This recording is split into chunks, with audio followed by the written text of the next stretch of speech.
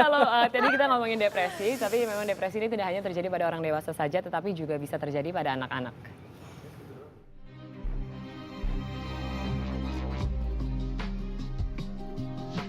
Jangan anggap remeh jika melihat anak Anda yang biasanya ceria, aktif, dan bersemangat, tiba-tiba menjadi pemurung, pemarah, dan mudah tersinggung. Bisa jadi anak Anda sedang depresi. Ya, depresi tidak hanya dialami orang dewasa saja. Guncangan jiwa pada anak dapat membuat mereka hilang konsentrasi, tidak bersemangat, merasa sedih, dan putus asa, atau bahkan berhalusinasi. Tak hanya diri sendiri, jika dibiarkan, perilaku ini bisa membahayakan orang lain.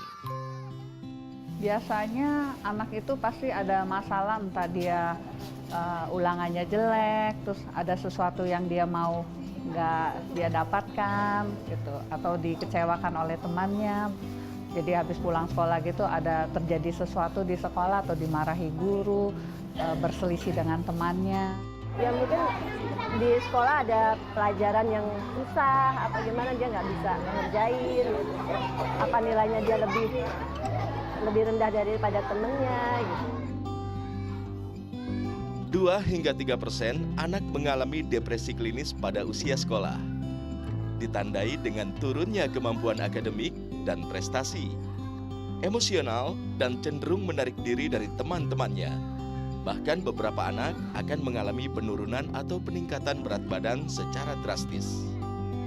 Kalau saya dekati gitu ya, saya tanya-tanya gitu, ternyata itu murung itu kadang-kadang di rumah kena marah orang tuanya. Yang kedua itu mungkin dia tidurnya terlalu malam. Yang ketiga itu kadang-kadang juga tidak mengerjakan PR, sehingga datang ke sekolah itu dengan suasana yang kurang mood. Depresi pada anak bisa dipengaruhi oleh faktor keluarga dan lingkungan. Terlalu banyak memberikan kritik, kurang pujian, banyak menghukum, terlalu banyak aturan, atau kurang komunikasi akan membuat anak merasa tertekan. Dengan pendekatan-pendekatan yang penuh kasih sayang, dengan anak diberi kesempatan untuk mengeluarkan unek-unek, perasaan-perasaan dan sebagainya, diharapkan anak perlahan juga akan bisa mengatasi masalah tersebut. Langkah awal untuk mengatasi depresi pada anak adalah membuat mereka merasa aman dan nyaman. Hindari mengajukan pertanyaan yang berkesan menyudutkan. Para orang tua mohon jangan pernah lupa menanyakan perasaan anak. Jadi jangan sekedar kamu nilainya berapa, ranking berapa, kamu nakal tidak, bukan. Tapi gimana perasaanmu sayang misalnya. Jadi misalnya aduh aku capek, aku takut, aku kecewa sekali. Nah, perasaan-perasaan itu harus diterima oleh orang tua, kemudian dicoba untuk diarahkan atau dikelola secara lebih cerdas. Sebelum bertambah buruk, depresi pada anak harus segera diatasi. Seorang ayah dan ibu saling bekerja sama untuk memberikan perlakuan yang tepat. Dengan begitu, mereka akan menemukan kembali dunianya yang ceria dan penuh warna.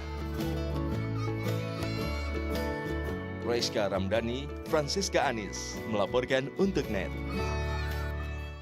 Nah, kalau misalnya kita memang ngomongin soal anak ya, anak ini memang kalau misalnya kita mempunyai anak pasti sulit, ada tarik dan ulurnya begitu. Dan kita juga harus tahu apa yang diperlukan oleh anak ini. Karena saya juga pernah membaca satu penelitian, kalau stres, depresi pada anak ini bisa terjadi kalau misalnya, karena kan banyak orang tua ingin anaknya jadi yang terbaik gitu. Dia bisa main piano, dia bisa nyanyi, dia bisa ini gitu. Dipaksa Jadi les segala macam ya. lesnya terlalu banyak sehingga dia lupa kalau anak itu butuh waktu bermain, anak itu butuh waktu tidur siang. Ya, Betul. seperti itu, dan itu juga bisa menuju jadinya depresi anaknya, Dan seperti tidak kalau menemukan diri jati sendiri. diri ya. Tapi Kalau rata-rata saya sekarang boleh- sekolah udah pulangnya itu udah jam 4, bahkan karena perjalanan macet itu udah sampai jam 5, setengah 5:30, 6 di rumah gitu. Tapi di sini Kalau tuh sekolah masa kini tuh begitu loh. Zi. betul, peran guru tuh juga penting karena kalau saya boleh cerita sedikit, saudara saya ada yang masih kecil, dia itu setiap ke sekolah stres karena ternyata di sekolah itu gurunya galak sekali gitu. Jadi mungkin gurunya itu mau mendidik anak-anak supaya disiplin,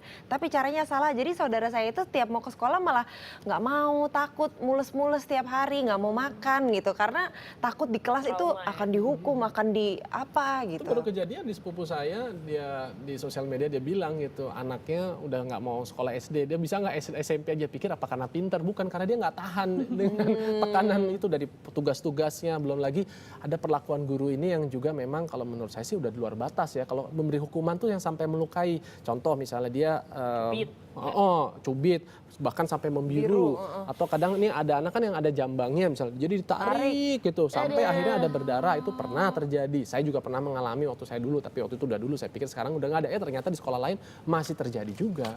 Oke. Aduh, tapi oke lah, setelah commercial break berikut ini kita juga masih akan membahas lebih dalam lagi, tapi adalah mengenai seputar kesehatan jiwa. Jadi tetaplah di Indonesia Morning Show. But I'm not crazy, I'm just a little unwell. I know right now you can't tell, but stay a while and maybe then you'll see a different side of me. I'm not crazy, I'm just a little